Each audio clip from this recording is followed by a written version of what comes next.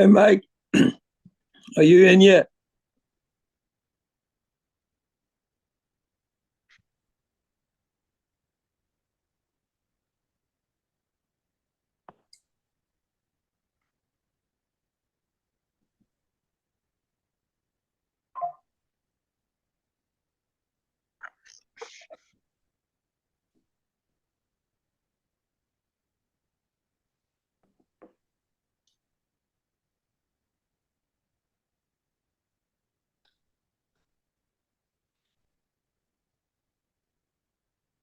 Hey, Siri. Hey, Siri.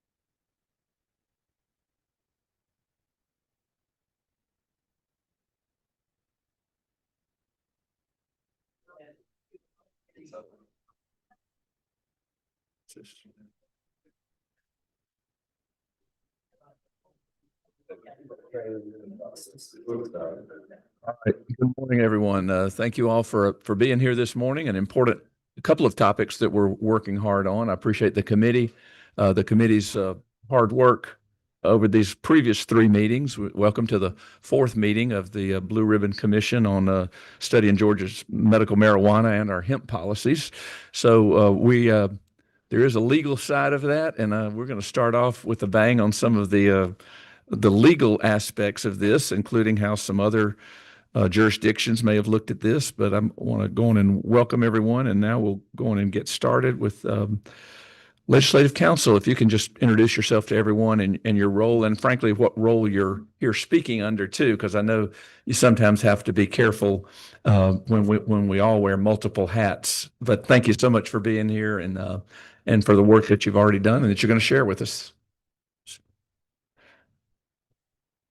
Okay, good morning. My name is Sarah Crittenden. I am one of the Deputy Legislative Counsels in the Office of Legislative Counsel under the leadership of Betsy Howerton.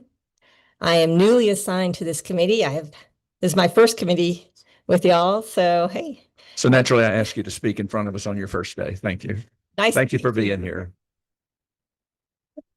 So my usual role at committees and the usual role of Legislative Counsel is background. We do legislative drafting. I draft bills, draft amendments, draft substitutes.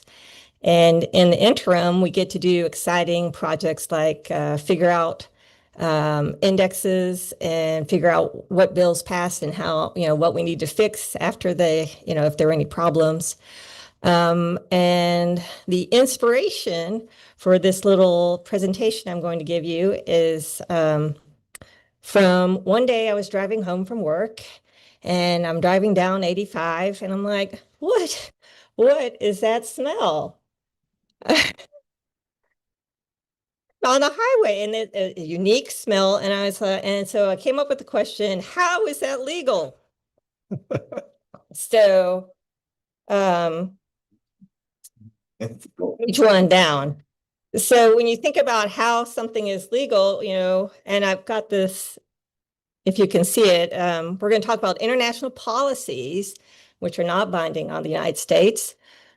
or we'll talk about that, federal and state law, and then the unique role of local ordinances regulating cannabis and fill in the blank. So that fill in the blank is not an error. It is on purpose because that's what the main issue is what exactly are we regulating? Is, the cannabis plant, as we'll see, and I think you've probably discovered in the previous meetings, has different roles. And so we've got marijuana, hemp, and I'm going to talk today about THC and CBD. And then what exactly are we prohibiting or permitting? Looking at usage, recreational use, medical use, the quantity, or the product. So cannabis refers to a group of more than 700 plant varieties. For most purposes, cannabis legislatively refers to cannabis sativa. Cannabis is an ancient agricultural crop. It has three main uses: for its fiber, which is to make rope, linens, paper, and they use it for oil; for its therapeutic qualities, meaning it can help reduce chronic pain, it alleviates nausea, controls seizures, and stimulates appetites; and for its intoxicating properties, which is it can be used for relaxation, sensory enhancement, and to experience euphoria. There is archaeological evidence, well, history here, from 8000 BC, where they have found seeds of a cannabis type of plant. And there's evidence of its use as an intoxicant going back to 3000 BC. So this is just for fun. Several US presidents farmed hemp. This is a depiction of George Washington as a hemp farmer. This is actually a manufactured painting. It's from 2013. Many of our presidents are farmer. Is it still? Okay. Many of our presidents, early presidents, George Washington, James Madison, Thomas Jefferson, grew industrial hemp to be used for rope and coarse linen and to carry things. And it was thought to be a very profitable crop. And then some of our more modern presidents have admitted to the use of cannabis, including the famous or infamous remark from Bill Clinton in the 1990s that he smoked but did not inhale. So, what's cannabis? This is a gross overview of the cannabis plant. The cannabis is a genus of flowering plants. The dried flowers, leaves, stems, and roots can be used for the different products. There are over 120 phytocannabinoids, and we'll talk about this some more later. And the most common one is the delta-9, which is very important. We'll talk about that later. But when we talk about cannabis and the products within the cannabis plant, really, well, I did three, but it's really the top two are what we care about: THC, CBD, and something called terpenes, which I didn't know about terpenes until yesterday when I was looking at this. I'm like, what's a terpene? So life is full of learning. So THC is the one we care about the most. At least for this committee. Right. I know there's others who think that the terpenes and the other CBD, the non-intoxicating, but at least for our purposes. Thank you. You're right. Yes. So, and you'll see the references to delta-9. This is the most abundant phytocannabinoid chemical, and it's the one we see in legislation. It's the one that's used in the federal law. There are actually other deltas and other THCs. There's delta-8 and delta-10, which those two are probably the most commonly referred to, and that's the one that people get anxious about. There's also, I didn't know this, but there was a delta-11. There are other THCs, THCA, THCV, THCO, THCP, and those are all manipulations of the chemical compound. There's some CBD, CBC, CBDV, CBG, CBN, and HHC. And all of, so these are biologic, synthetic, and then semi-synthetic. The terpenes, which are interesting, are not cannabinoids. They can be found in any or many plants, and it's what gives us the flavors and scents such as citrus, pine, and licorice.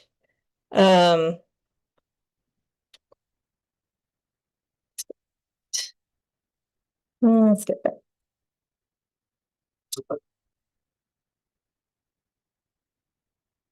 So we'll come back to this definition, marijuana and hemp.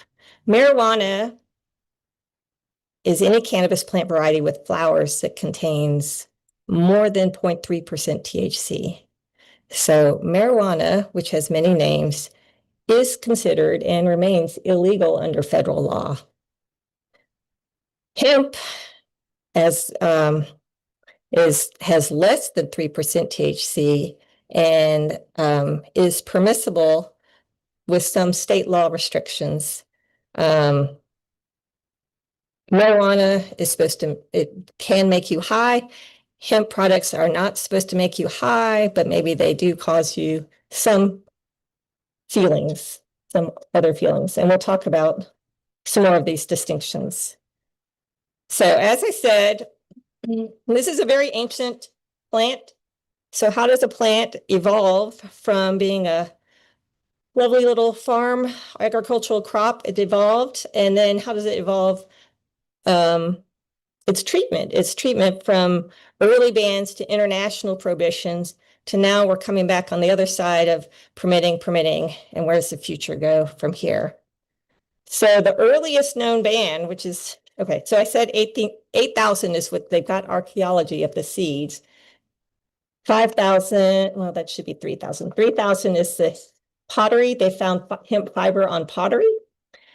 For those of you who are classical studies major, anyone classical studies majors? No. Herodotus noted the use by Scythians and Dacians of smoking a seed or smoking something for euphoric effect. And the first known ban, if you'll see up there, was 1378 in Arabia. And then the next known ban that we know of is 1484 from a pope.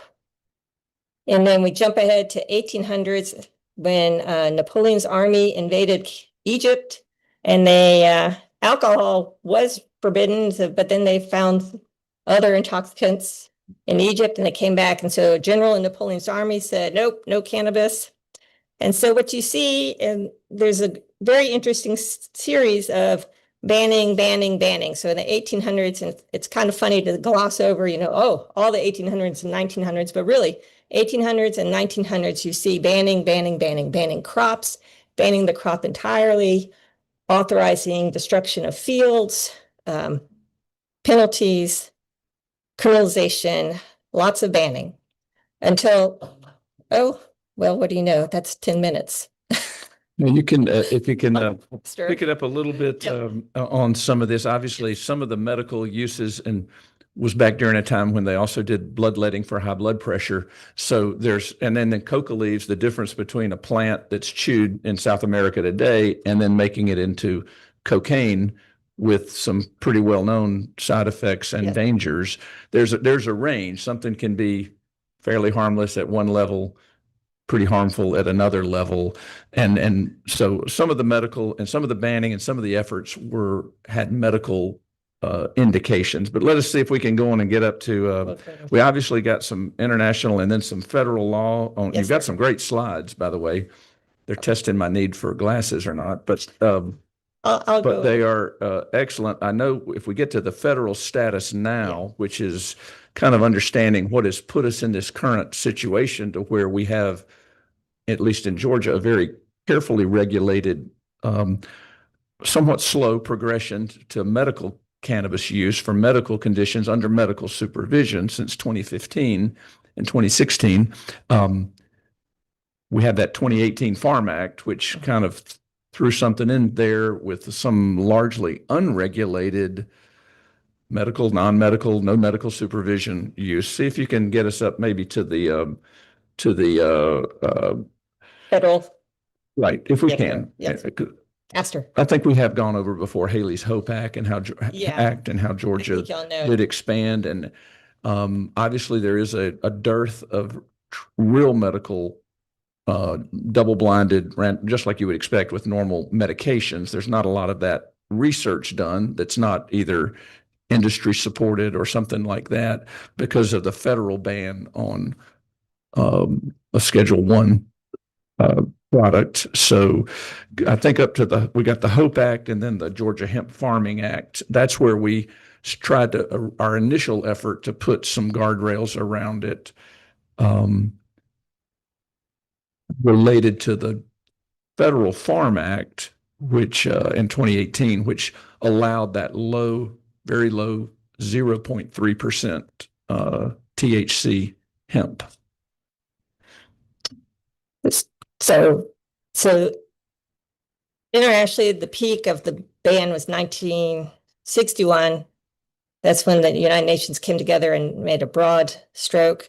And then we've been sort of backing down from there. But really, in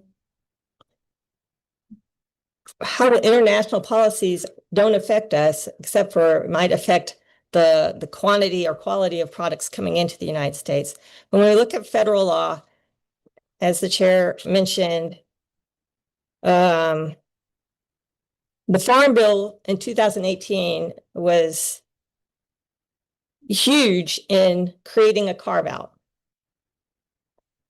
And what that carve-out is, it has to do with the definition of marijuana and what's included or excluded and how that is treated. And I guess what I kind of wanted to talk about today, which I think to me is very interesting, is the federal status now is kind of changing, evolving. So Congress always has the authority to reclassify marijuana, and so does the DEA and the Attorney General. But right now we're sort of waiting. In 2023, the FDA said something, recommended changing, and then both departments said, okay, we need to change the schedule of marijuana.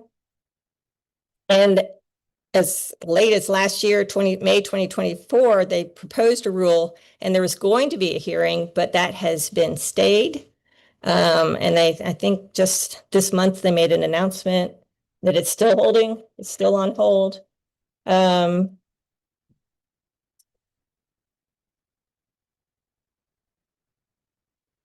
What other states have done since the 70s, there's been sort of this backing down, decriminalization / legalization. And as you all said, there's what Georgia allows is from 2015. Well, there's more. MAP. Sorry, I want to get to the part.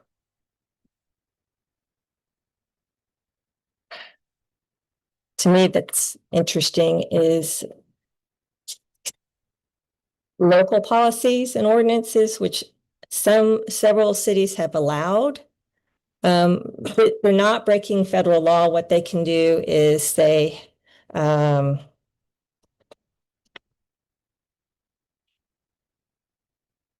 right, now I'm sort of lost, but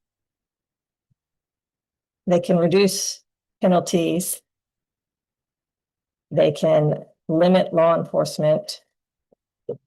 And one other, it's prosecutorial direction. Sorry, I was trying to go too big, but we're waiting on the declassification. For now, Georgia law, where Georgia has some wiggle rooms is to figure out what to do with Delta 8 and 10. What to permit and how to permit it. There's different ways you can regulate. Georgia has explored them all with licensing, taxing, fees, limiting percentages. And I believe that's what this committee has explored is the percentage and on consumable hemp products is what y'all are looking at. These are percentage or most things we dose in medical care are milligrams, and not necessarily the percentage that's in a particular dosage form. But that's correct. We're looking at. Yeah. Well, I know I went over time. I I threw a bunch of stuff together. I think y'all have talked about a lot of things, but there's got a lot of information out there.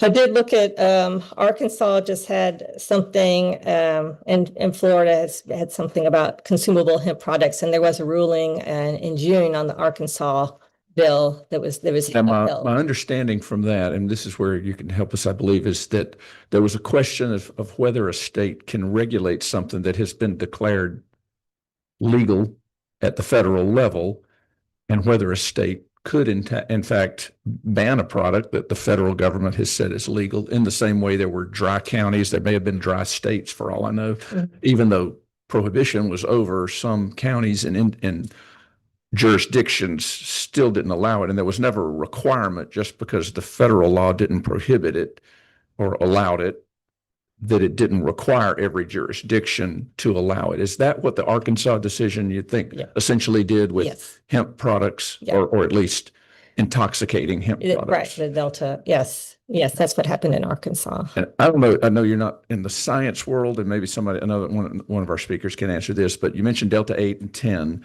Are those are present in the plant or the flower naturally, but they can also be created synthetically? Yes. Is that true? Correct. And that maybe one of the next or other speakers can tell us just briefly about that, because whether we should stick with regulating and allowing to a degree on the hemp side of our committee, Delta 9 and an intoxicating component in adult beverages, for example, or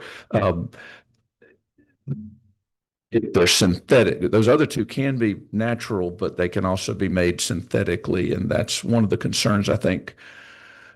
And what I understand is Delta 8 and 10 are not prevalent, or it's not prevalent naturally. And so they're more common synthetically, is what I understand. And it may be used to get around a Delta 9 limit, but to synthesize one of those in a larger amount, Right. even though it's only 20 or 40% as intoxicating, if you can, I don't know, chemically alter it, it would be different. Is that kind of your understanding? Yes, sir. Okay. Yes.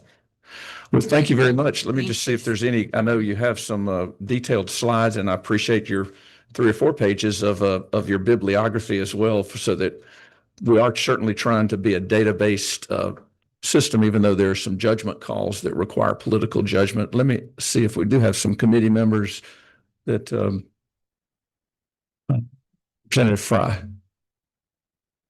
Thank you, Mr. Chair. Thank you for that presentation. A lot of information. That's great. I'm trying to get my head around the concept of 3% of the THC content relative to the concept of the milligrams.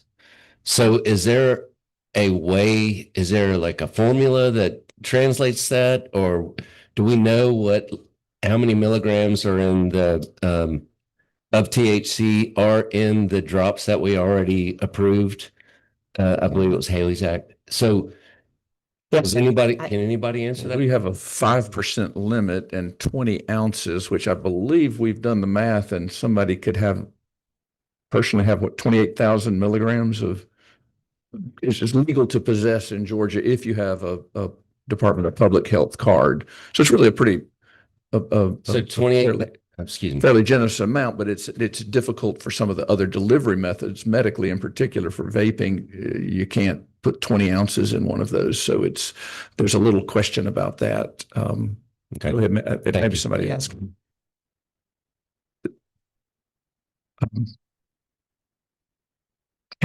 Catherine. I was just going to be available to provide an answer. And that is that it can be estimated. It's just a matter of doing the math and creating charts. But yeah, it's not insurmountable making those calculations. We've done it at the department a couple of times to try to calculate about how intoxicating we think certain products would be if they were made of different materials and that kind of thing. Representative Fry. Thank you, Mr. Chair. Follow up. So do we know what the milligrams of a dose of the oil, like one dose? We know they can carry 28,000. So what is one dose At 5%, what's the milligrams of that? Do we know? So the Department of Agriculture does not oversee the medical cannabis program. So I would, The physicians I've talked with who have patients on this, it is a very, very, I would say somewhat challenging. Some of them have said 2 drops that are, if you're, especially like if you're giving it to a child or someone's caregiver, 2 drops about the size of a grain of rice 3 times a day. And then some people have said something about the size of a black-eyed pea twice a day. So I don't know the specific milligrams.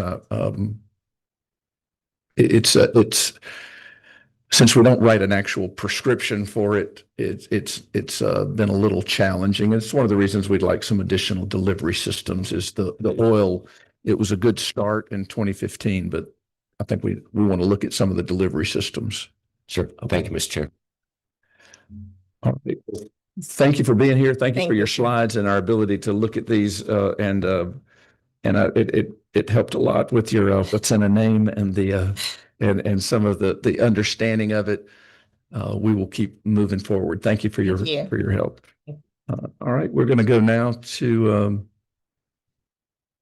Dr. McCord. If you can come up and introduce yourself and your current role that you're speaking in. Sure. I have slides. We'll get those up there. Thank you. Oh, let's.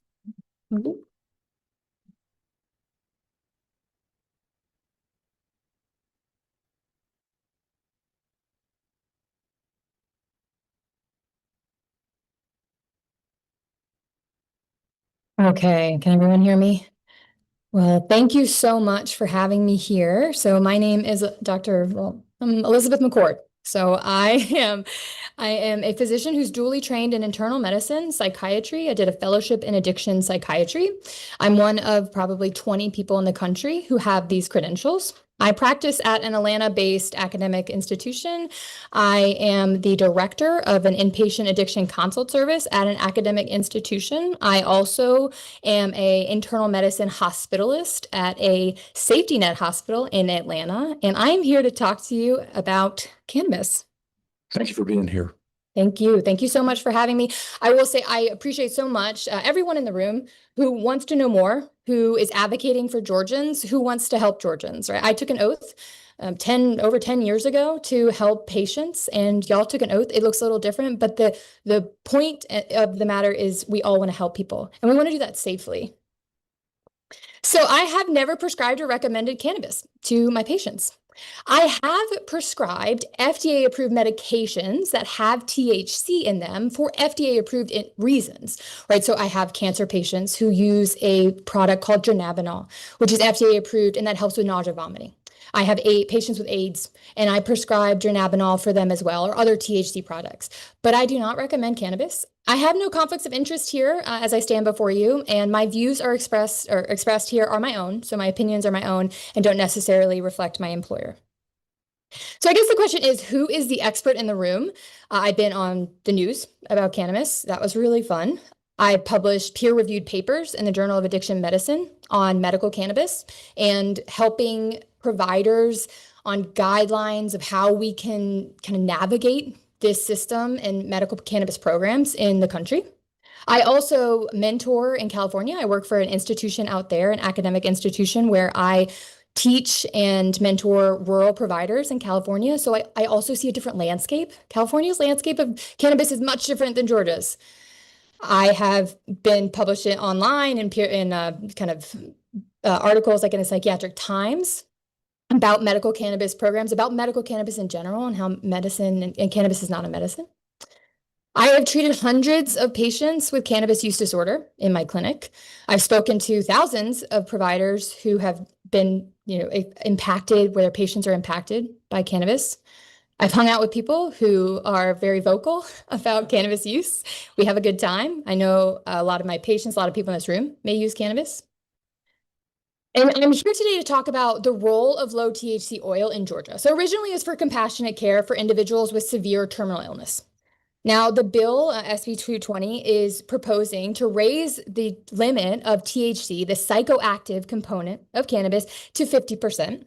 To expand to other forms, so past flower, to like vaping, gummies, and sodas, like other injectable forms that can be predatory towards children.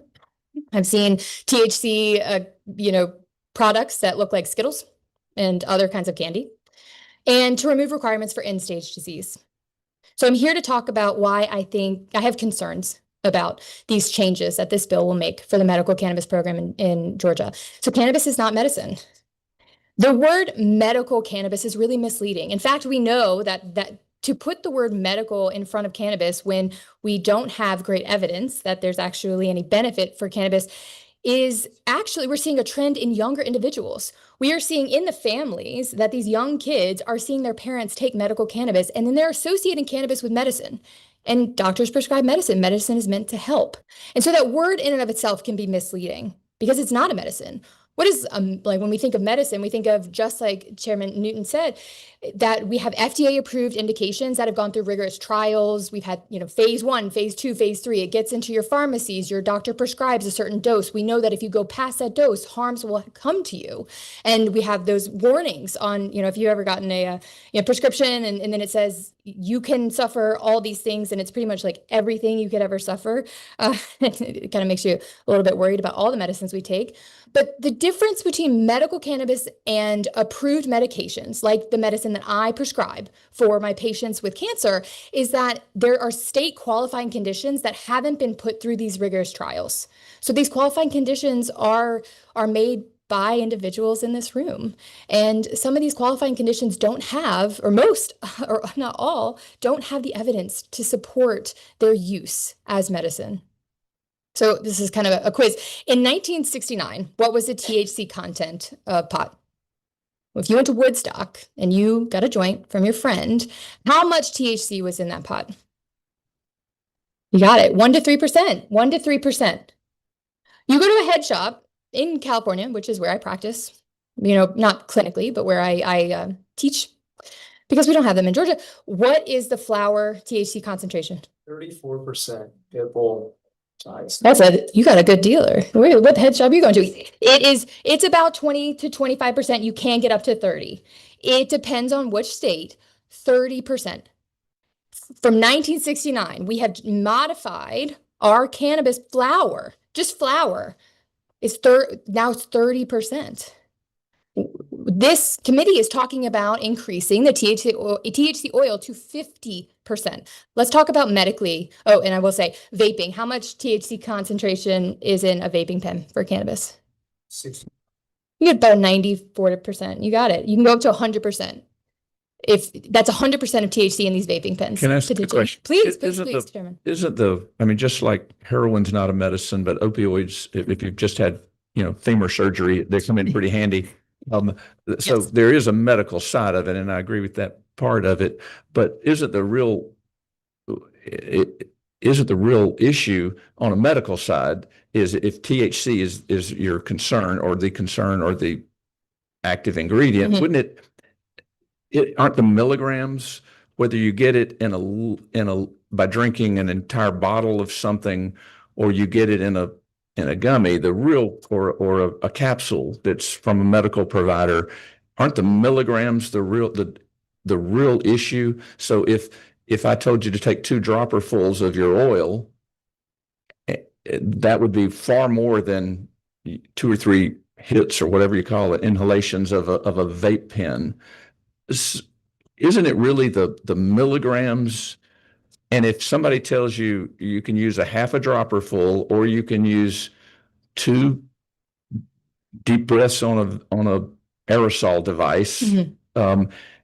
Isn't the real issue how many milligrams are you getting, not whether an asthma inhaler has 94% active ingredient, or isn't that really what we want to concentrate on from a medical point of view? So thank you, Chairman. That's a great question. I want to highlight the relationship between percentage and milligram. So if you have a substance that is 100 milligrams, and 1 milligram of that pie, like say you have a pie that's 100 milligrams, tiny pie. It's really more like a mandarin. And 1 milligram in it is THC. That's 1%. So it is, if a substance is 100 milligrams and you have 94 milligrams, of it is THC, that's 94%. So that is a great question. The way that we correlate this, so for like products that we prescribe, for like dronabinol, and I'm using that medicine because I'm very familiar with it. It is like 2.5 milligrams, 5 milligrams, 10 milligrams. 10 milligrams can get you a little buzzed. Most medical cannabis programs, and I'm going to be talking about this later, but I think it's important to say here now, is most medical cannabis programs do recommend about 30 to 40 milligrams per day. If we do change the cannabis laws, the way that SB 220 is written, to 2 ounces of 50%, that's about 945 milligrams a day you could take if you give them that much volume that they're allowed to have per 30 days. Did I clarify that? The standard, what we have now, the 5% oil, 4 drops is 10 milligrams. Okay. If you changed it to the 50%, then there's obviously like volumes and things, but that could get up to over 900 milligrams, depending on small drops, because in that drop, the percentage of it is more THC, and the other products in that sample are other things, like we've mentioned, other cannabinoids, CBD. CBD is non-psychoactive, terpenes and other things. Did I clarify that? Yes, thank you. And once again, this is medical we're talking about, right? In particular, you're talking about milligrams percent. That's really to adjust our medical program. You're not talking about Yes, sir. the hemp products. Yes, sir. Go ahead, Ms. Russell. Just Sorry, we're going to interrupt a little bit with. So no, and I although we want to make are sure a I'm little being close on thoughtful of our but I time wanna get too. there. So just quickly, you were mentioning dronabinol. Yeah. Is that how you Yes, pronounce it? Dronabinol, yes, ma'am. And you were explaining that there's a 2 and 2.5 milligram Mhm. dose. What is the ingredient? THC. It's okay. Is it directly derived from a plant? Is it synthetically manufactured? Which, when you say THC, which one? Just so we can. Absolutely, Delta 9. Okay, so it's D9 from a. It is a synthetic D9, but it's Synthetic THC. D9. Mhm. Do we know? Okay. It's produced to replicate Delta 9, which is the psychoactive Delta THC product that you would have in marijuana leaf. Sure. Or Okay. is that synthetic? Is it where are they making it from? I'm just curious. I don't know the specifics. That's a great question. Okay. It is likely it means derived from the cannabis Okay. plant, and it's identical to what we would see in a I cannabis. think that's kind of what I was just wondering is Yeah. does it interact with the body in the same way that naturally occurring Absolutely. D9 is? Have there been studies about that? Dronabinol has been studied for decades, and we have great safety data on dronabinol. Okay. And those amounts were proven safe for 18 and older individuals. It's only FDA approved for 18 and older.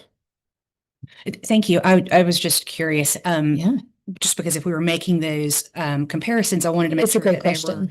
they were the same. And then also if it's okay in Mhm. dronabinol, but it's not okay in it sounds like it's just quantity. Yeah, it's quantity. I'm not against cannabis. What I worry about is that if we change some of the policies, I worry about the safety for the patients. I know what dose is safe, and I know how to prescribe that dose that's safe. The changes that we would make for a medical cannabis program, I do not believe and will not be safe. It's not rare. It's a predictable outcome. Okay, sorry. Go ahead. You're okay. Go ahead and let me let you finish your presentation. I'll hold the question. Tell me to, And stand Yeah, down if I'm going 5 over my minutes. time. So toxicity of high amounts of THC in the body, we know that it can cause heart arrhythmias, atrial fibrillation, which is an abnormal heart rhythm, lung inflammation if used through an inhalation, like a smoked form, heart attacks. Actually, cannabis does increase plaques in the heart vessels, and pancreatitis, which is inflammation of the pancreas. There are some great studies out there. This one's actually from Canada. Canada's had legal cannabis since 2018 that showed that when they legalized cannabis, now this is not medical, but they did this at the same, Canada did the same time. They did medical and recreational at the same time. It increased deaths, 3 times increased risk of death, almost 10 times risk of suicide. Traumas, almost 5 times increase in traumas, and opiate poisonings, almost 5 times greater risk, and even lung cancer. And this was higher than other substances like alcohol, stimulants, and opioids.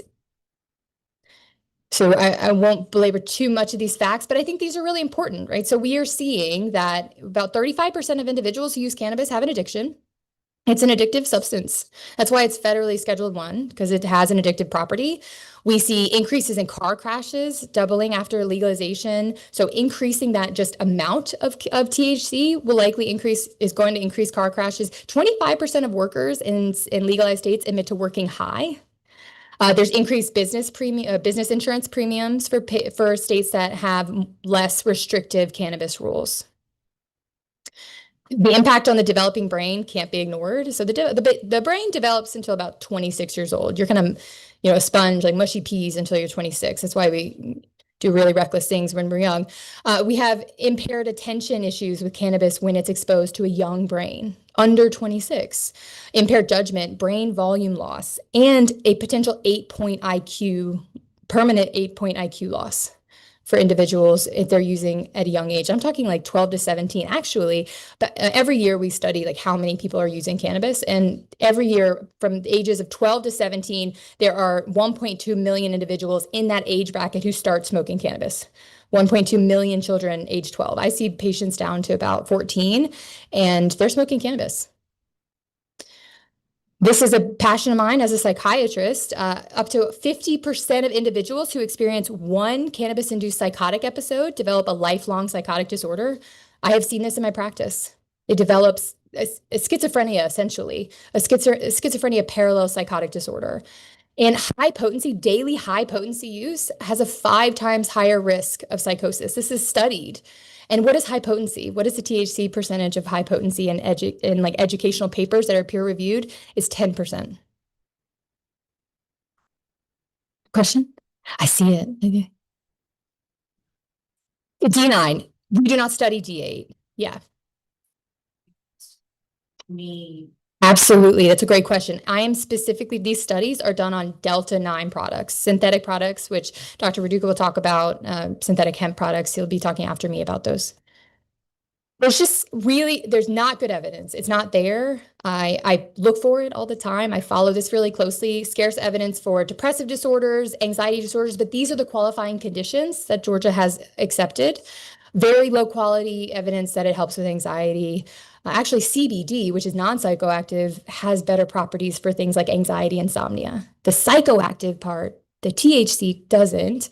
And a lot of individuals, especially in California where I teach, talk about their patients using cannabis for pain. It actually doesn't improve the functional outcomes of pain. A lot of my patients say, I just wish I could, my older patients, I just wish I could go to my granddaughter's graduation because I'm so immobile, I'm such in pain, I can't do it. And unfortunately, those functional outcomes are not realized with cannabis. There's just the subjective symptoms, like you can manage it better, but you actually can't do it better. So I have some quick proposals that I'd like the committee to consider about how we can make this safe for Georgians.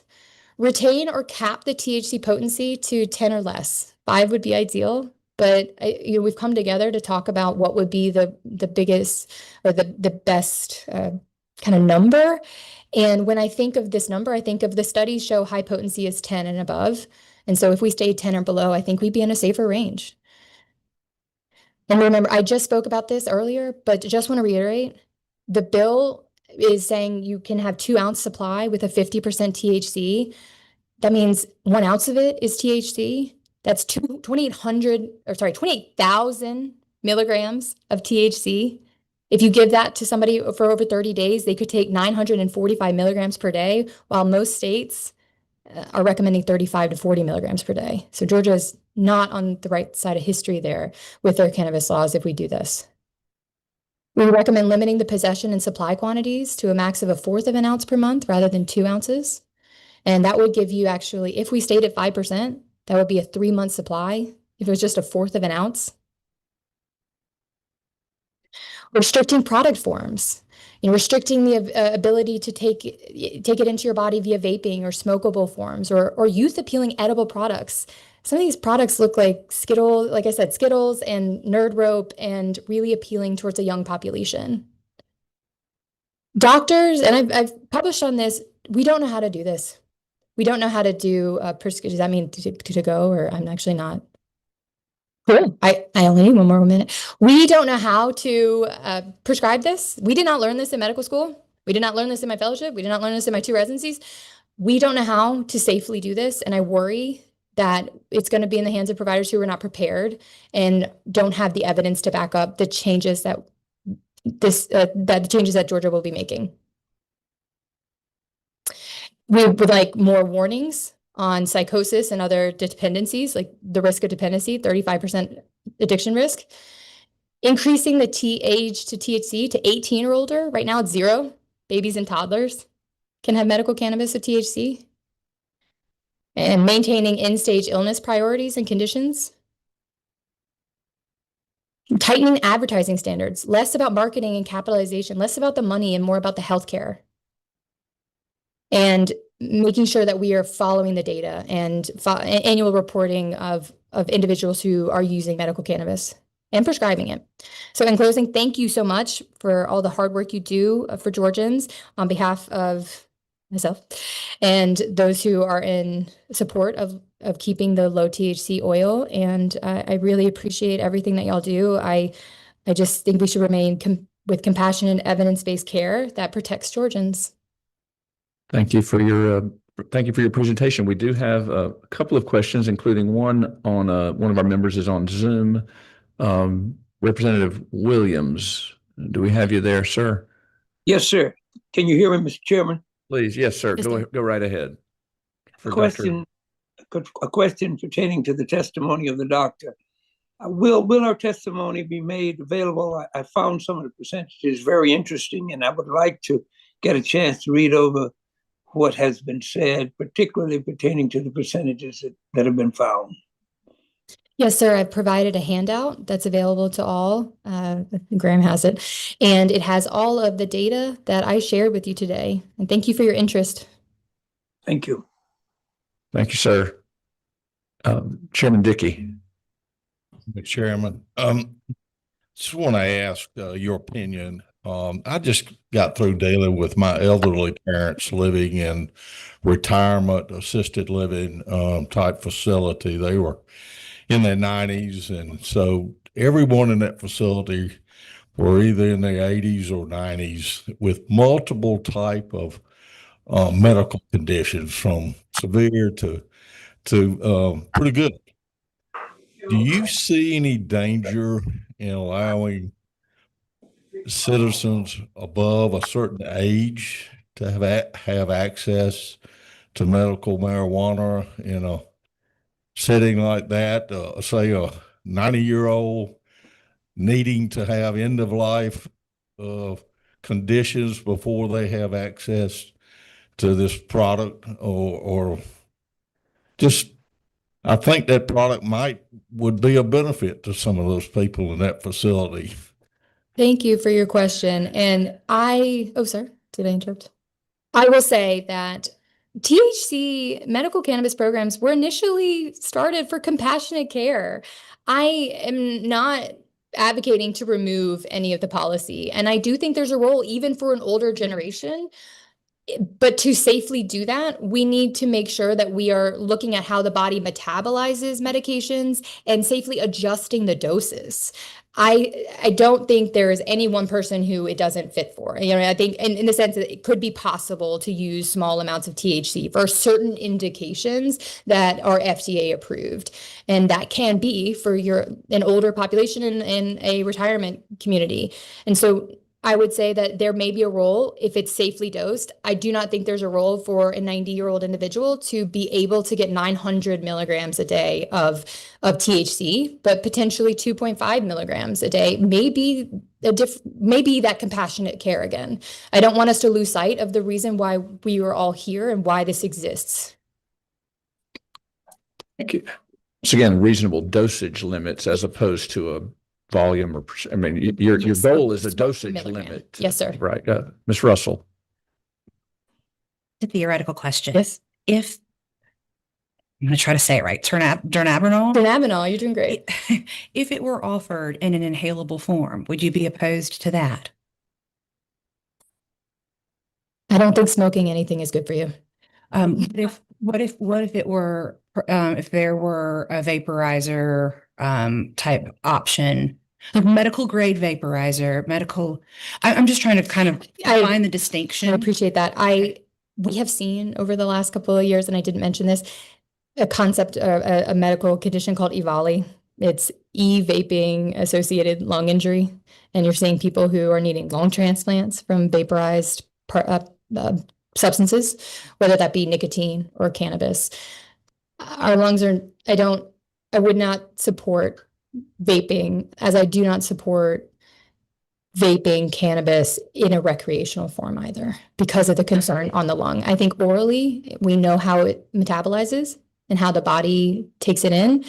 And that delivery system, to me, does not add a great benefit, though I will say the studies do show that people who are using medical cannabis are more likely to want to vape because sometimes they can't tolerate, taking in oral substances. So I empathize with that, but it's not my medical practice to recommend. And dronabinol is in pill form? It's a pill. It's a capsule. Yes, ma'am. Mr. Dunn. Thank you, Dr. McCord. A couple things. In Georgia, we're really not considered a legal medical cannabis state. We're considered one of the low THC oil, and I think it's 14 of us, in addition to the 34 or so that have full-blown medical cannabis. We've heard over the years a lot of testimony about all of the bad things about use of marijuana. And from my perspective, most of that I'm hearing come from recreational or adult use. We put in our law in Georgia many safeguards for the patients that doctors recommend this product for.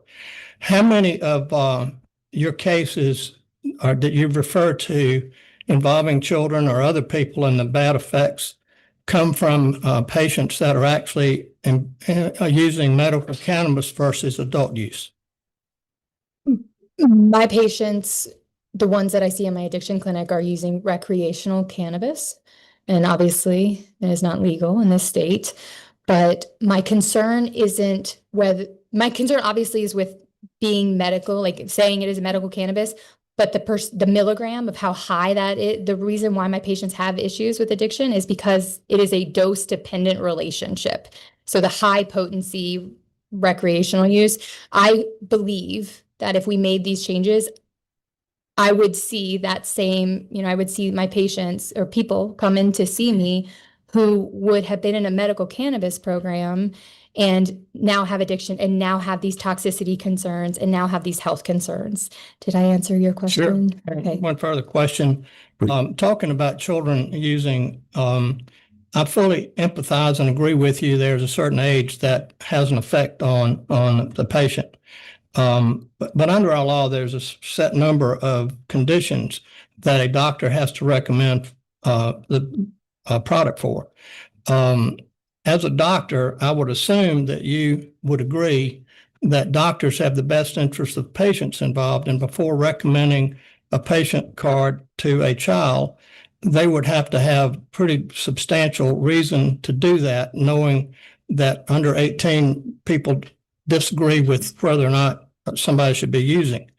My feeling is if we're going to have a medical cannabis law in the state, we ought to trust doctors more. Would you be okay with the under 18 being limited to the seizures? That was one of the goals of the original plan. Or are you just worried about the other conditions, whether it's lupus or ulcerative colitis? I don't know if it's diagnosed under 18 that often, but Mr. Chairman, may I finish? go ahead. Sorry. So Please. we have met a number of patients over the years, been following this for 10 years or more now.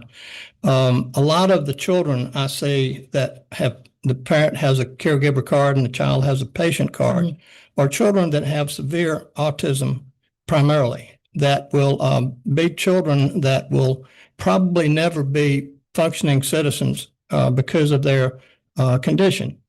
And, from that perspective, that any adverse conditions is not going to really change that child's health, so to say. And most of the children we've run into that have use of this product, it has made them go from being self-destructive to being well-adjusted young children that are able to go back and participate in whatever level of educational schooling they can, and also have a happier life and a more productive family situation.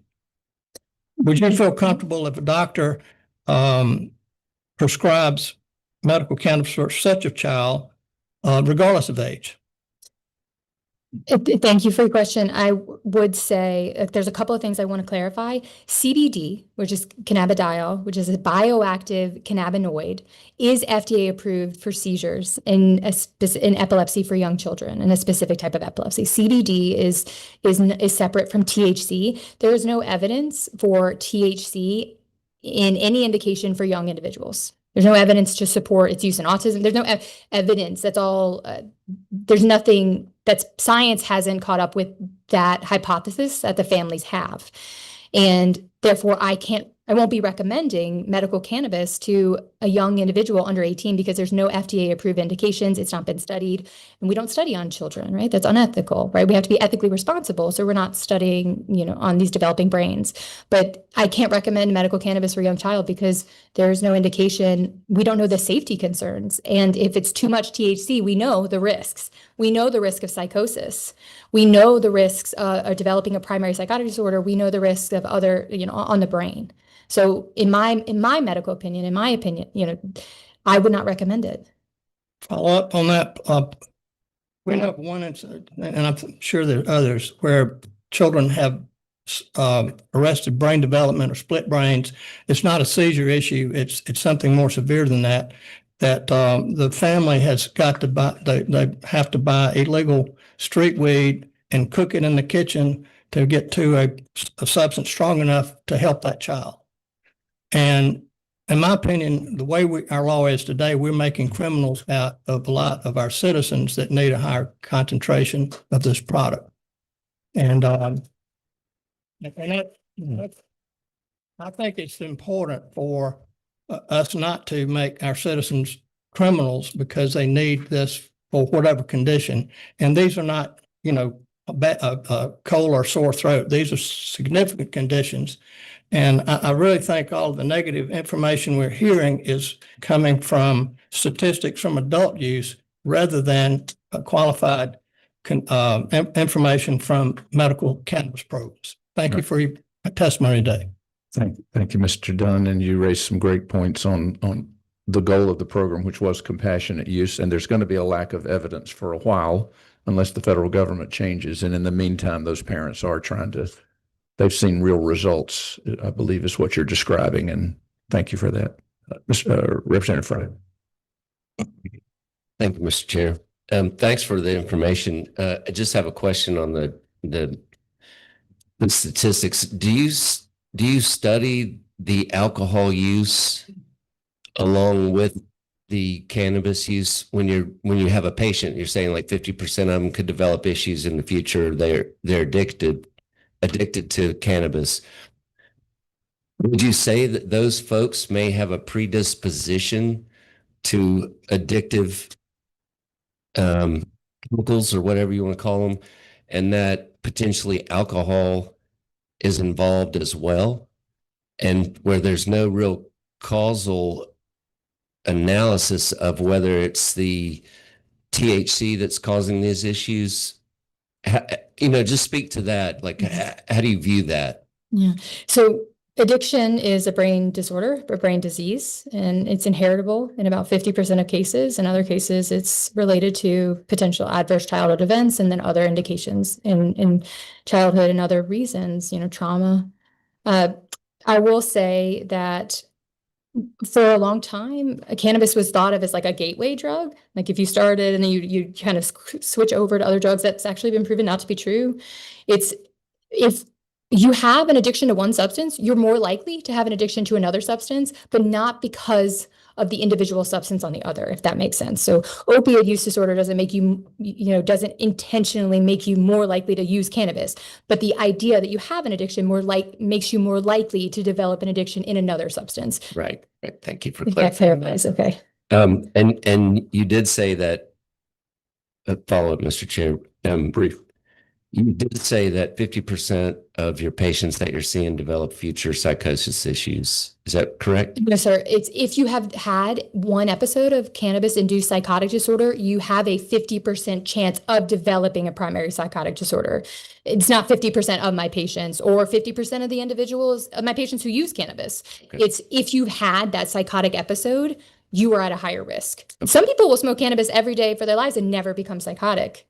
And then others, for reasons that are related to genetics and epigenetics, will. Okay. Thank you.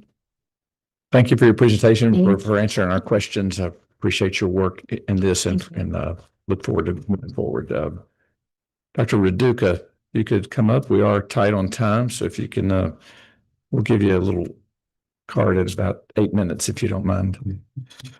Thank you very much, Mr. Chairman. Thank you for committee members. Really appreciate the opportunity to present to you and appreciate all the very hard work that you're doing on these very complex subjects on behalf of the welfare of Georgia's adults and children. I'm Dr. Greg Raduca. My doctorate is in human development from the University of Maryland. I'm an international certified prevention specialist and helped create some of the prevention standards for certification in the state of Georgia. My 51-year career has been around substance abuse prevention and treatment, and helped establish the Adolescent Chemical Dependence Program at Ridgeview Institute in Marietta. So I'm here today as a volunteer for Georgians for Responsible Marijuana Policy, which is a statewide organization with hundreds of individual members around the state who are very interested in responsible cannabis policy. So I'm speaking today on hemp products. And thank Dr. McCord very much for her speaking to medical cannabis. So I've got a couple of recommendations policy-wise. And the first recommendation involves intoxicating cannabinoids in hemp consumables. And currently, the Department of Agriculture has been hard at work with regulating Delta-9 THC in hemp consumables. The problem is that their enforcement is restricted by the fact that only one kind of THC is regulated right now via SB 494, which passed a couple of years ago.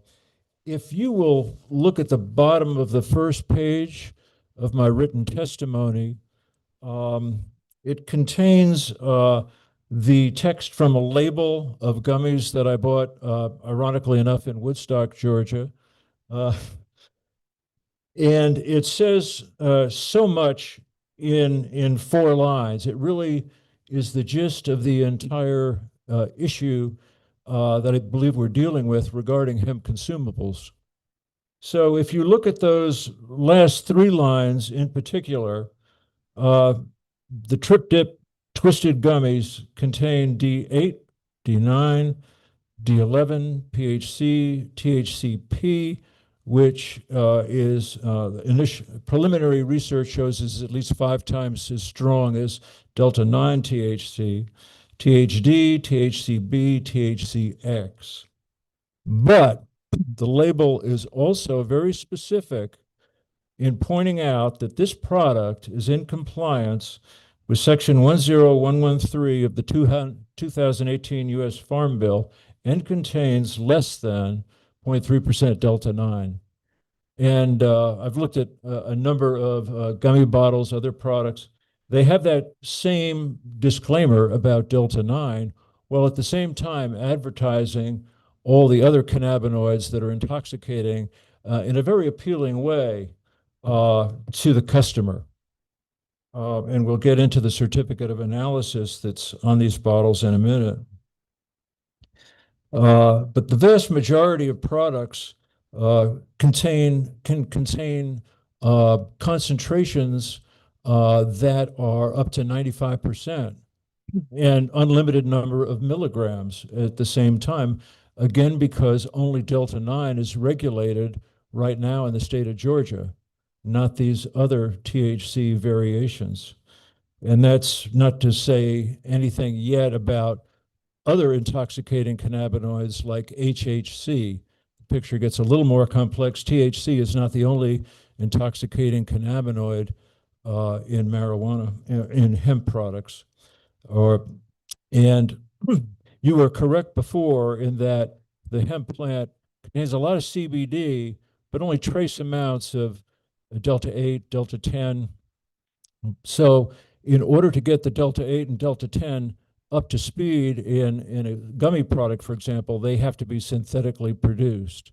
And that brings in a lot of problems about chemical solvents and other issues related to the purity of the product that the customer is buying.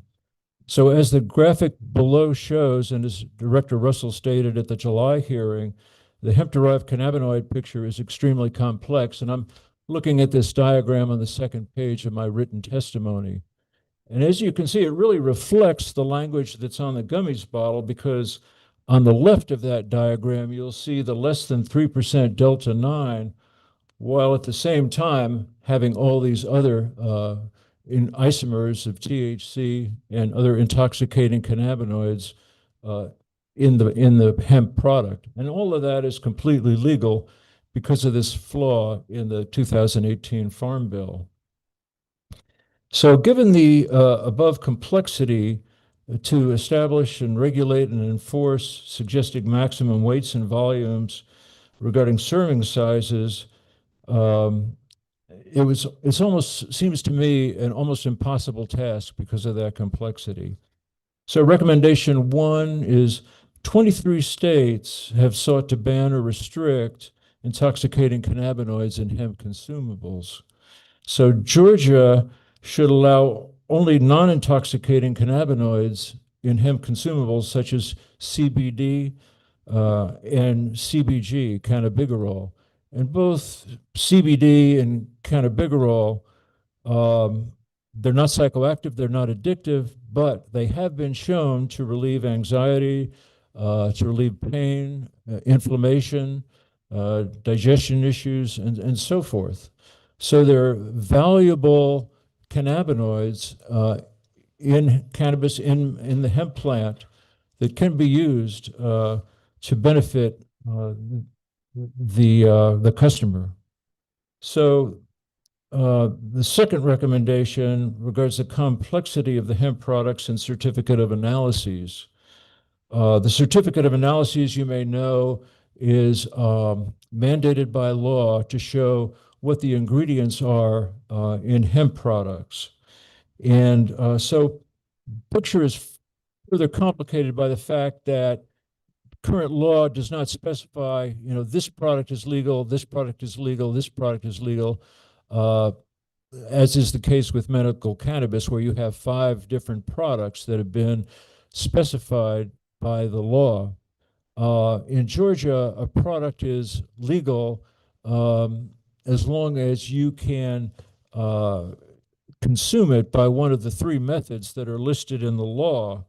And those 3 methods are inhalation, absorption, and ingestion. And as long as they, except for gummies, are not a food product or contain alcohol. So in other words, if a product meets the above criteria and it's not prohibited, then it's legal. So for example, vapes are legal right now in Georgia, and vapes don't have any minimum weight or volume specifications yet, and I hope those will be coming out in the rules. Right to date, only 4 hemp consumable products, gummies, beverages, topical applications, and tinctures, have maximum weights and volumes. So, and again, because the Department of Agriculture's hands are kind of tied by SB 94, all those maximum weights and volumes only pertain to one type of THC, delta 9. So SB 494 mandated the total THC weight be included on the certificate of analysis. That did get changed by the rules to include the weight of delta 9 THC. I would hope that the committee might recommend that the certificate of analysis might contain the total THC weight and really the total weight of intoxicating cannabinoids, because as Mr. Chairman, as you observed, milligrams is the bottom line here. So right now, the consumer really doesn't have any idea how much total THC is in a hemp consumable, much less other intoxicating cannabinoids such as HHC. So the certificate of analysis, which can be seen by the consumer, it's usually in a QR code format. And so the consumer scans that QR code and brings up the COA on their phone, for example. So in Appendix 2, which is, I think, page 6 of my testimony, page 4, you will see a typical COA, which looks like this. That's pretty complex. Our committee was trying to go through this the other day. So can you imagine a consumer bringing up this COA on their phone before they try to purchase a hemp product and trying to understand what they're purchasing? So I think there's got to be a lot of work done on trying to simplify COAs and make them available in a format that can be understandable. Lastly, included in my testimony is a chart of 7 states. And these states are all states that have either banned or restricted intoxicating cannabinoids in hemp products. You can see in just 2 of the states, there are 9 or more states whose ban or restrictions have been upheld in federal court when they've been sued by the hemp industry. A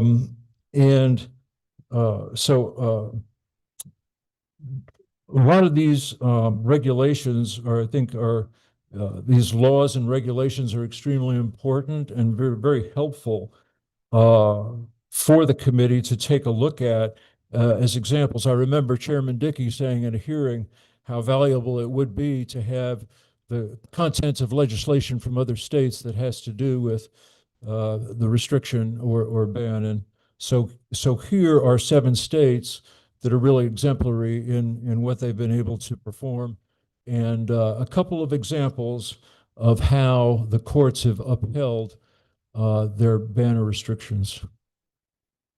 Go ahead and wrap. We'll need you to wrap it up, if you will. Okay.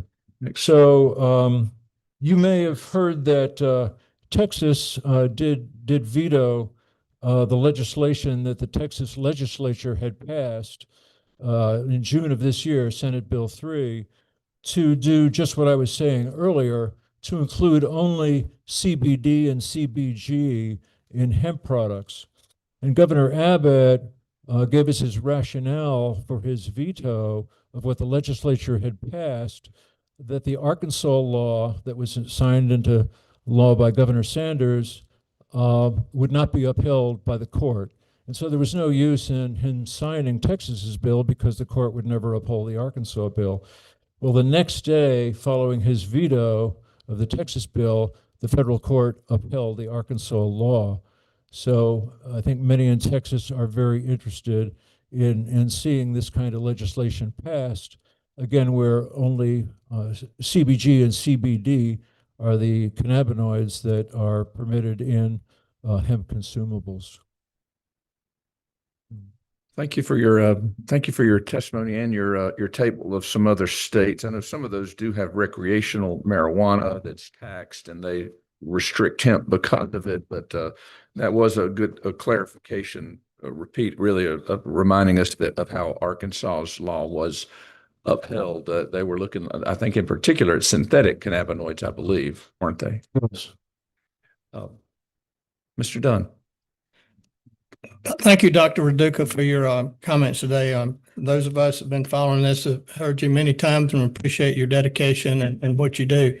Couple of questions. The gummies you held up, where did you buy those, perhaps? This is in Woodstock, Georgia. What kind of, was it a dispensary? Was it a gas station or Shop. a vape shop?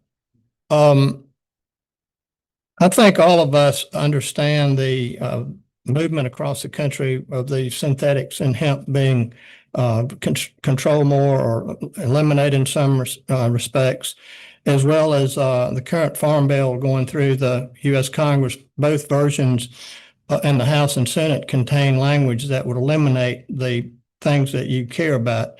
Also, Senate Bill 33, Dr. Kirkpatrick, I believe, does the same thing. With the dysfunction going on in Washington right now, my assumption is that our legislative friends will probably take action on that bill quicker than the federal government will pass it. But I think a lot of those concerns are going to be taken care of in the coming legislative session or on the federal level to start with. Personally, I have a lot of friends in the CBD business, and right now I think their main product is beverages. So what is your opinion about CBD and consumable beverage? Well, I think as long as the hemp product is limited to non-intoxicating cannabinoids like the two I've mentioned, then the product becomes less important. I agree with Dr. McCord that vaping can be particularly dangerous for the consumer, but beverages, I don't see an issue if the cannabinoids are non-intoxicating. Thank you very much. And I would just say, I hope that you're right about the federal picture, but it has been 7 years since the Farm Bill passed. And once again, amendments to the Farm Bill, which have made progress through Congress, have not passed yet in the form, as I'm sure you know. Yes, sir. We actually worked on the 2014 Farm Bill that should have passed in 2010. So I'm well aware of the lengthy process and get a Farm Bill passed. Thank you, and Dr. Raduca, thank you for your testimony and for the handout that you gave us. Thank you. We're going to go ahead and start with our public comment section. I know there may be some who have commented before, and certainly free to keep it short. We're going to start with Ms. Lowe, Corey Lowe, and on deck after that is Aviva, so we can go on and be ready to go, so we can transition fairly quickly and go ahead and just introduce yourself and begin. Good afternoon. Thank you for being here and thank you for this opportunity. Thank you guys for your work on here, and thank you, Mr. Dunn, especially for speaking up for children with autism. And that's actually where this all began. I know they keep saying compassion care, but however, it was with the seizure kids. Allen Peak, we started in 2013. I'm Corey Lowe, I'm a mother of a child with seizures. I'm also the executive director of Peachtree Normal, but more importantly, I'm a mother before anything else. And my daughter is nonverbal. We started when she was actually 12, and they told us we needed to plan for my daughter's funeral. She would not live long. She would pass away at adolescence. And that's kind of when we connected with Allen Peak and the other seizure parents. And so at age 12 is when she actually started cannabis oil. And praise God, she's 24 now. She's still here. She was born 9/11/01. And we're all from Atlanta. So the lady from California is speaking. It's kind of frustrating because I was born at Crawford Long. My mother was born at Crawford Long. We're all here. We're born here. We pay our taxes here. We work here. Both of my parents have stage 4 cancer. My father has pancreatic. We worked with the union, pretty much built Atlanta, Local 72. My mother, born and raised, in Atlanta, she has stage 4 cancer, bone cancer, where the cancer has eaten her shoulder bone and her arm is hanging. So she's taken 4 30-milligram oxy and a fentanyl patch. And I say all that to say that it's not touching her pain.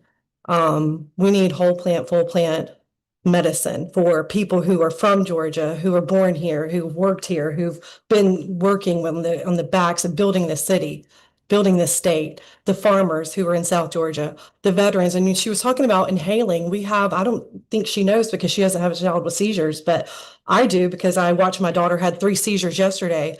And we have a rescue nasal cannabis spray, high THC. Thank God that we have in Georgia because it stops her seizure on a dime. And she had 3 drop seizures. So she goes from standing to falling on her face. So you have to be present every moment. And the medicine is why we still have her today. And that's why my parents are still here today, because my dad was given 2 months to live. My mom, she's still here 3 years later with stage 4 bone cancer. And it's because of the whole plant, full plant medicine that this lady keeps saying. And I just want to encourage you guys, maybe if you want to look back to old testimonies, because we had doctors testify in 2014 and so on and so on. Thank you again for your time. Thank you for being here. Thank you. Thank you. Aviva and then Tom Bauer after that. Miss Aviva, come on up. Hi, Chairman and committee. Thank you so much for having me. I just wanted to start with a question, a rhetorical question. What is the difference between AI and humans? You might say humans bathe. You might say they have a spirit. You might say they eat. You might say they enjoy the sunlight. You might say they have relationship. Same question is, what's the difference between plants and synthetic cannabinoids? The actual botany, the actual alive plant also gets sunshine, also perhaps has a spirit, some herbalists would believe, and they can have a relationship with us. Some say that just a relationship with a living plant gives you the medicine, the plant medicine. Mom, I don't think they're listening to this hippy dippy in Babylon. Scribbles, that was really rude, but I have a very relatable point. Okay.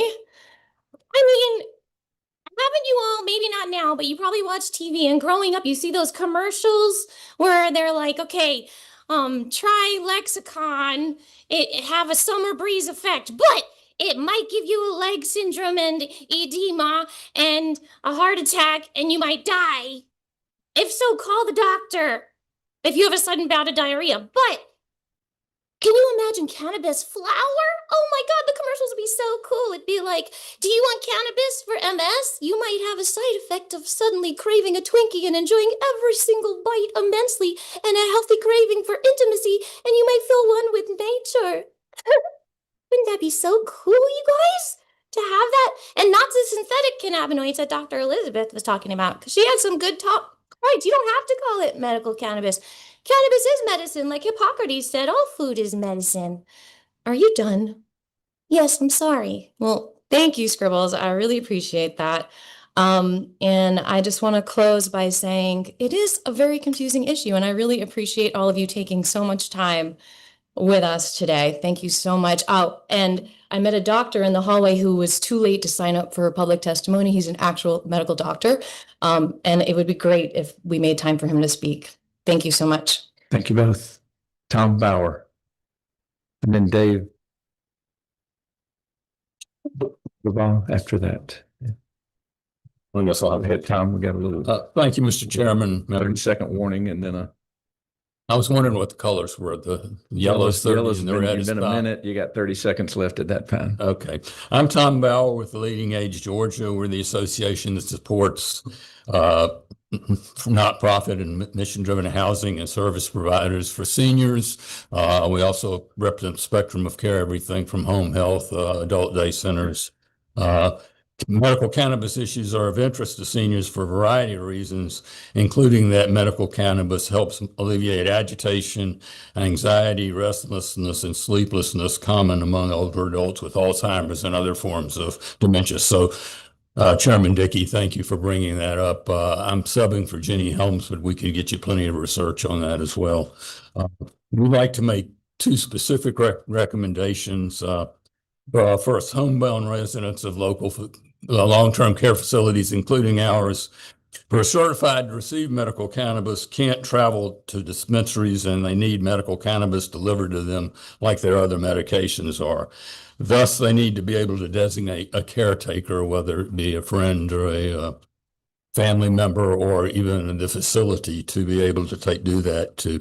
And secondly, and this probably gets back to the first testimony today, Georgia rules and laws need to, pertaining to long-term care facilities, need to kind of be checked to make sure that they accommodate medical cannabis, because we do have laws for prescriptions and the distribution and storage at these facilities, but this is not exactly a prescription. So that's something we need to take a look at as well. And I'll be happy to leave this with you. So it's got Thank you, sir. That'd be helpful. I appreciate it. And that is an area where I hope we can make some progress as studies continue on how we can help our seniors. Dave Radabah, and then Kathy Winholt McDade after that. Dave? Thank you for allowing me to speak today. I wish I'd had a chance to present, because what I've heard over this being the fourth meeting I've attended, is someone had said there's statistics, there's lies and damn lies. We've heard all of that with a very small amount of truth weaved in there. So anybody on the commission that would like to have a real understanding of what we're talking about and get away from the kind of misdirection that we're being led down, there's real benefits to the plant. The doctor said that. They didn't like using a word in front of it, but they said there's benefits, okay? They said they're compassionate, but they're not compassionate if you're over an age or under an age, right? That doesn't fly. That's not right. That's not part of the hypocritical oath. The only reason they can get away with that is because the federal government has not allowed this drug to be, or this plant to be studied. So if we keep saying and keep doing this, as our first presenter got up here and said, you'll be messing around with bad legislation for another 8,000 years. Okay? If that's what you're after, then God bless you all, and go down the path of not addressing what the people of Georgia want. Statistics from or reports from the AJC say it's over 70%, without bringing environmental issues or the personal rights issues into it, just the adult and the medical side, over 80%. When we bring the environmental side of this thing, it takes it past 100. I'm talking about the people who elect you, other than Mr. Dunn, the people who elect you. You're here to do the justice for us, the people, by going down these other roads and not writing real cannabis legislation, as I talk about and as suggested, whole plant, full plant legalization, and address this as one piece of legislation.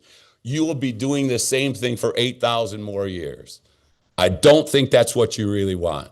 So please consider reaching out to me if you have any questions about this plant and would really like to understand it, or you'd like to know more about the Georgia Cannabis Freedom Act that I authored and how it can really bring the benefits of over $10 billion to this economy, including hundreds of thousands of long-term trades jobs. Okay, we just closed paper mills, multiple paper mills. Those people are out of work, out of business. If we allowed for this plant as a renewable resource, those people would be working. Those are your constituents. So please consider real sensible cannabis legislation that addresses whole plant, full plant, so our farmers are satisfied, our medical patients are satisfied, the doctors can get around this when the government finally changes the rules. But realistically, the changes that are coming in the federal farm bill are going to push it back to the states. So again, if you're good for 8,000 more years of doing the same thing, my hat's off to you, because that's what you're setting yourself up for. Thank you for the time. Thank you, sir. Ms. Wendholt McDade, and then Thomas Winstonley. Go ahead. Thank you for allowing me to speak before you today. My name is Kathy Wendholt McDade, and I'm the president of the board of directors for Georgians for Responsible Marijuana Policy. Thank you for allowing me to come today. I would first like to respect Dr. McCord's expertise and experience in the room, if you don't mind. I am a citizen of Georgia. I am not a scientist, but I am a mom and a soon-to-be grandma. And first, let me recognize the validity of all the presenters who have come before this committee over the 4 hearings that you've had. With medical marijuana, there are certainly cases to be made on many situations. Some of them are very, very compelling. Everyone has the right to search for appropriate health remedies. And with Georgia's new hemp regulations, businesses absolutely have the right to sell products approved through state law. I come here today to implore the committee to think seriously about the full implications of its decisions regarding both of these issues. Georgia's government was founded upon the will of the people and is instituted solely for the good of the whole. I am here to speak for the whole of the people. You, as leaders of our government, are responsible for ensuring that these decisions apply to the whole of our residents. That means giving our youth the opportunity to grow up to be the best that they can be without unnecessary barriers in the process. So please consider that Delta 8 loophole. I also want to just remind you that in 2024 of March, the state attorneys general, including Georgia's Attorney General Chris Carr, warned Congress that unregulated intoxicating hemp products are endangering public health, especially youth, and urged federal action to close loopholes allowing the cannabis equivalent products in states that have not legalized marijuana. Please keep Georgia in mind when you're doing that. I will not say the rest of my thoughts, but thank you for your time. Thank you for your work. And Mr. Thomas Winstanley and then Alan Hart after that. Afternoon. Thank you so much, Chairman, for having me and for the General Assembly here. My name is Thomas Winstanley. I actually moved here from Massachusetts. I'm a reluctant Southerner and a Yankee in Reformation here. I joined Edible Brands, which you probably know better through Edible Arrangements, to help build their edibles.com platform. And I've had the privilege of listening to these hearings since the summertime. And I want to set some clear boundaries around some of the discussion that I have heard. The folks who are more prohibitionist in view of hemp, we as part of the industry actually share more of the same views on the category than is probably acknowledged. We do not want these products in the hands of children. We do not want things that are abusive in terms of the federal policy. We want very smart regulations, not just here in Georgia, but at the federal level. And you all don't get enough credit for the policies that you have introduced thus far in Georgia. When I go and I speak to staffers across the federal government, and I meet with executive branches of the government, I point back to Georgia as a thoughtful framework, ingestible products, milligram caps, 21 plus verifications, licensing. Georgia has been a model in a very complex and convoluted category. And I think it's very dangerous when we hear these discussions. When we hear the word intoxicating, let's not forget 1 beverage of 5 milligrams. I do not consider intoxicating. In the same way, I do not consider 1 glass of wine or 1 beer intoxicating. It's responsible use and overconsumption that becomes intoxicating. The same case can be made for things like coffee, aspirin. And I think Georgia continues to build and be one of the leaders in this category. And I appreciate all the work you all have done, and I don't think you get enough credit. And the most important part of the entire program, as I see it, is enforcement. The enforcement numbers have been astounding. And you guys have been 1 year in, and every time I've heard Commissioner Harper speak about the enforcement numbers, they go up. They're taken seriously. And what we don't want are the things that people who are prohibitionists are concerned about. We do not want unregulated products. There is a Chinese supply chain providing synthetic products. But you know what happens when you introduce prohibition and you walk back some of these guidelines? You open the door for that inflow of these products to proliferate. Prohibition does not repeal demand. It pushes demand into unsavory channels. And I think Georgia has had one of the most pragmatic programs in the country, and it has served continually for the consumers of this state.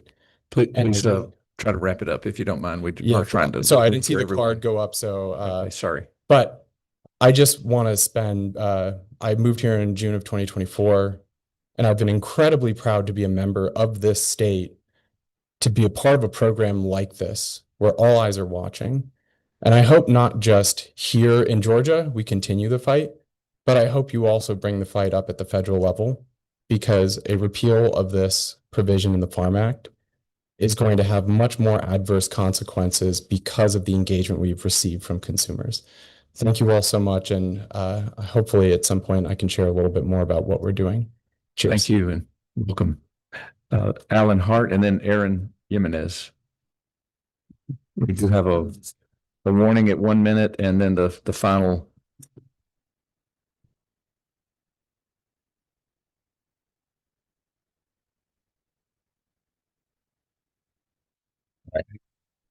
Hello, honorable members of the Georgia Legislature, distinguished colleagues, and fellow citizens. My name is Alan Hart.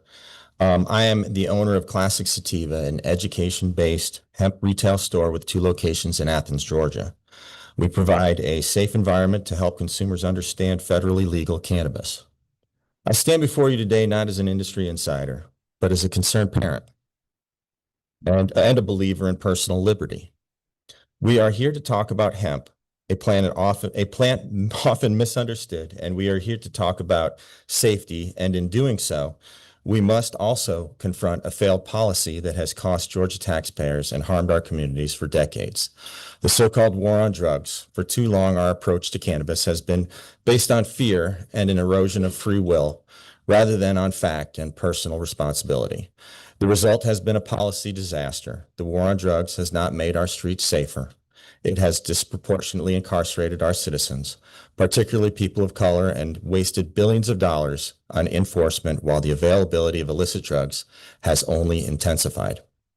This approach fundamentally rejects the idea of free will, treating adults as individuals capable of making their own decisions, but as subjects, not treating people, but as subjects who must be protected from themselves. The hemp plant has been unjustly swept up in this century-long war despite its low THC content, industrial utility, and therapeutic applications. We have failed to distinguish between a crop with boundless economic potential and illicit substances, punishing farmers and entrepreneurs instead of empowering them. Georgia has made progress, but recent legislative moves show we are still tempted to retreat into prohibition.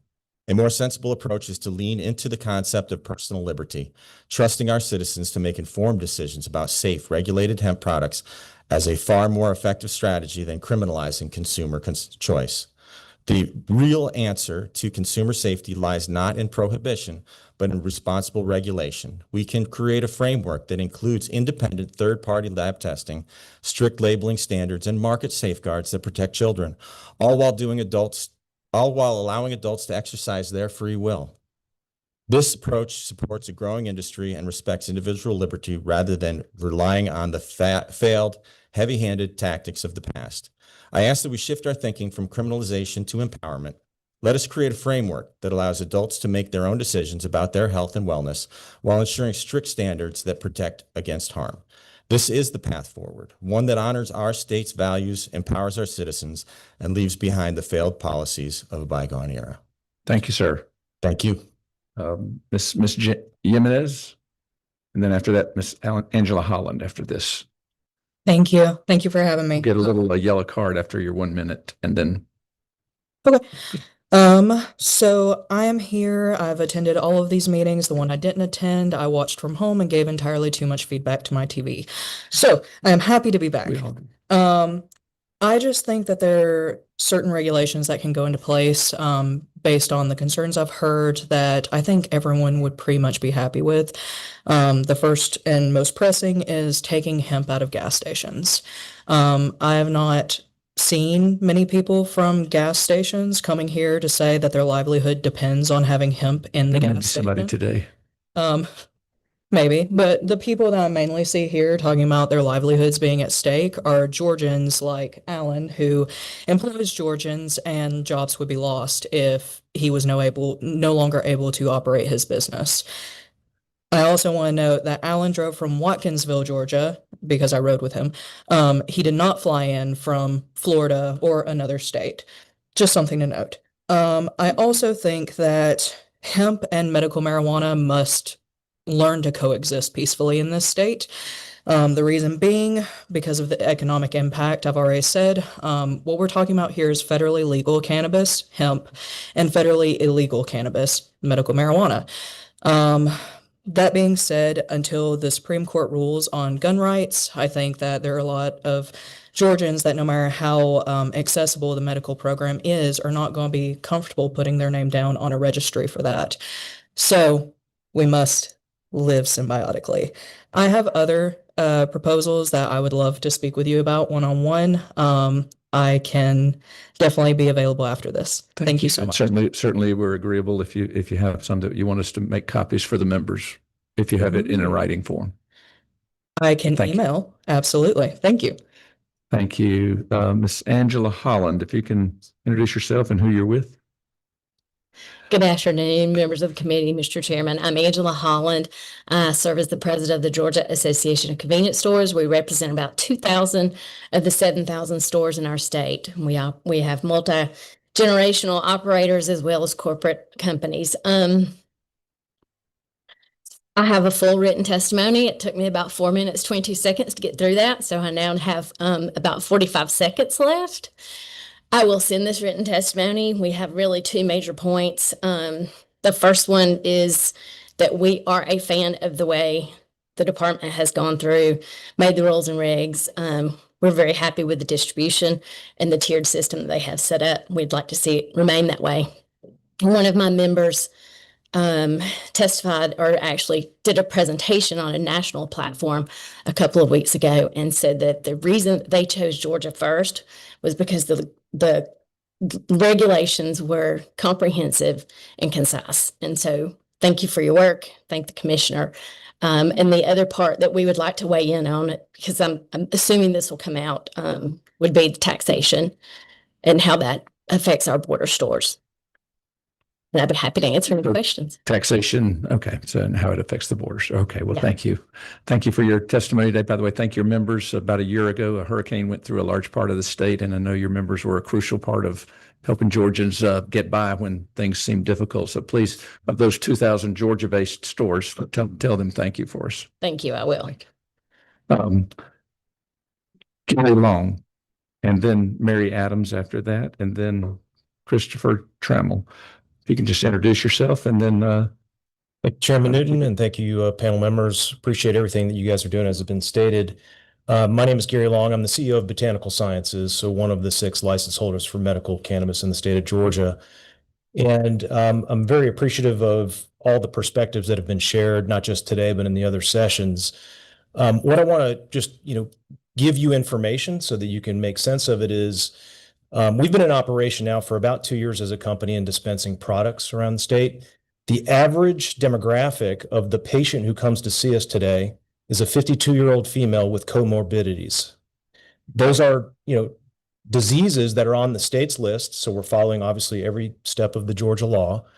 And so when we hear the testimony of others, and I have great sympathy for people that have addiction problems, I think the issues are conflated, right? Many of what you have heard and what we do see out in the world today is you've got people that are abusing drugs. You can abuse alcohol, as we've heard. You can abuse almost anything. I know many people that have messed up their lives taking prescription medicines prescribed by a doctor. So I would just like to leave the committee with that testimony, that if you look at what we do and how we serve the patients of the state of Georgia, it's done in a very responsible way. I do believe these issues need to be looked at collectively, because many people out in the marketplace today think that hemp sold in a gas station is equivalent to the products that we sell in a highly regulated environment to folks that come into the dispensary with a card. So we appreciate the work that you're doing. And if you have any questions, please feel free to reach out to me directly. Thank you. Thank you, sir. Ms. Adams, and then Mr. Trammell after that. Good afternoon, Mr. Chairman. It's lovely to see everyone again. The first thing I'd like to say is I'd like to remind everybody that Haley, who Haley's Hope bill was enacted for, actually currently lives in Colorado because she can't get the medicine she needs here. Sorry. I brought 2 veterans to speak at previous meetings. They only were allowed 1 minute at a time. So I asked one of them to write a letter, and I'd like to read that to you now. This is the testimony of First Sergeant Retired Dominic Williamson, U.S. Army. My name is Dominic Williamson, and I am a retired U.S. Army First Sergeant with 20 years of combat service to this nation. Throughout my military career, I led soldiers through some of the toughest environments imaginable, but nothing prepared me for the battle I faced when I returned home. Like so many of my brothers and sisters in arms, I came home carrying both visible and invisible wounds. Chronic pain, sleepless nights, anxiety, and depression became part of my life. And upon retiring, I was prescribed over 30 medications, including multiple narcotics, just to help me function. What those medications did was numb me. They dulled my pain, but they dulled my purpose, my focus, and my ability to truly live my life. I wasn't healing, I was just surviving. And all of that changed when my psychologist recommended medical cannabis. I approached it with caution, but also with hope. And with proper guidance and supervision, I began treatment. That single decision transformed my life. Today, I am off 28 of those medications, including every narcotic I once depended on. My clarity, energy, and emotional balance have returned. I am more present for my family, effective in my community, and at more peace with myself. This experience has showed me what I deeply believe. Medical cannabis is not about getting high. It is about getting healed. It is about giving veterans a safer and more natural option when pharmaceuticals have failed them. It's about restoring dignity and function and hope to those who have already sacrificed so much. As a retired first sergeant, I spent my career fighting for my soldiers, and now I fight for them in a different way by advocating for fair access to medical cannabis for veterans across the country. We need to put policies in place that put healing above stigma and compassion and politics and fear. Every veteran deserves the chance to reclaim their life, and just as he did, and medical cannabis has given him that chance. He says he will continue to speak out as every chance he gets on behalf of all the veterans that he knows, hoping that his words will help you guys find a way to create an opportunity for peace, for balance, and healing for all of the Georgia veterans. Thank you. Thank you. And Mr. Trammell.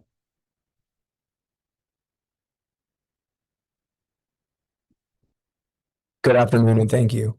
My name is Christopher Hunter Trammell. I am managing member of CHT HC9 LLC. I have rented, defended, and published my thesis while a student at the University of Mississippi, the only institution in, I think, the world at this point that receives all of our tax dollars to do research on this. So I'm quite qualified. I'm also a recovering alcoholic. I stand to you before you today, 440 days from the liquor. And I can say that this card issued by the state of Mississippi makes it worth my drive every single time to go to a legal, accessible dispensary. And I'm telling you, I don't know how I can make it day in and day out without tinctures, medicated lotions, smokable products, vaporizers, edibles, you name it, I use it. And I have seen nothing but benefits from my life. So thank you for the space. Thank you for the time. And thank you for the concerns. And thank you for the psychiatrist that's also doing some crazy work. But since I've gotten this card, 90+% of my days have been alcohol free. And I do want to state an obvious fact. There has been 0 documented cases of overdoses or deaths from cannabis, no matter how reckless the consumption is. Thank you. Thank you for your testimony, and thank you for coming to share with us that today. The committee has heard a lot of testimony, a lot of both some personal, some statistical, a lot of it chemical, and we have all gathered a lot of information, and we look forward to making some decisions about what we are as one piece of the puzzle. Obviously, it's two chambers. We've got a Senate chamber and a House chamber. We have a governor and an executive branch that looks at these things. So we are looking for ways we can put together all the information we've heard in a compassionate way, in a wise way. Wisdom, justice, and moderation, we all know is on our our pens as well as on our hearts for how we want to approach this in a compassionate manner. And so we look forward to doing that as we deliberate further and come up with some recommendations to at least our one chamber so we can make some decisions along that way and incorporate a lot of what we've heard. We do have records of the different testimonies, and we appreciate those who've given us paperwork, which we keep in our files that we actually review because it's helpful. And we have a good bit from today too. So I just want to assure everyone we appreciate your efforts here. We will look for ways to move forward with wisdom and moderation. But thank you all for attending today. I think that will end our final meeting. Thank you.